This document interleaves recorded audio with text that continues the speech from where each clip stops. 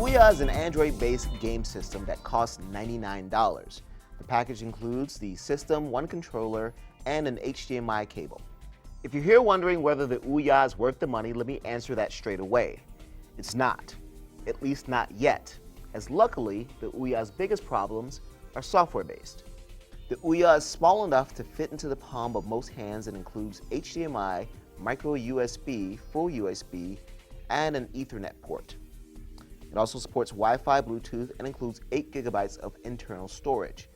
Games must be downloaded, however, you can expand the Ouya storage with a USB drive. The games are all free to try, but most will ask for about $3 to $16 for the full version. The Ouya controller feels hollow and brittle, almost like it was smashed into a million pieces if it fell on the floor. It won't do that, but it just feels that way.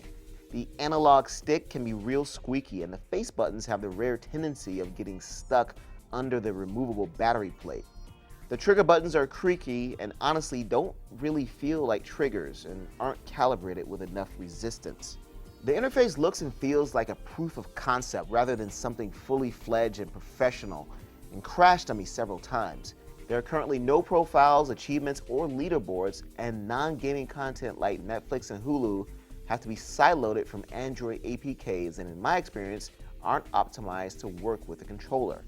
There are currently a few apps like Twitch and Flickster, but what's there is extremely bare bones. If you're into the indie gaming scene, that's where Ouya will hold its strongest appeal. Every Ouya is also an Ouya development kit, so virtually anyone can make games for it.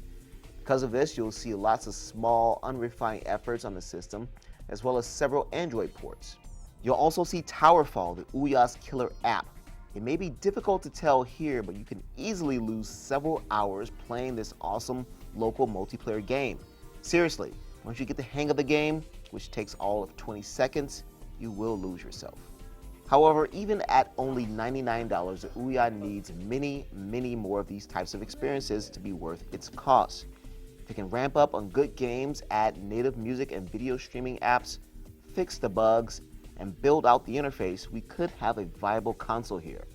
Graphically, it doesn't compare with the Xbox 360 or PS3, and the controller leaves a lot to be desired.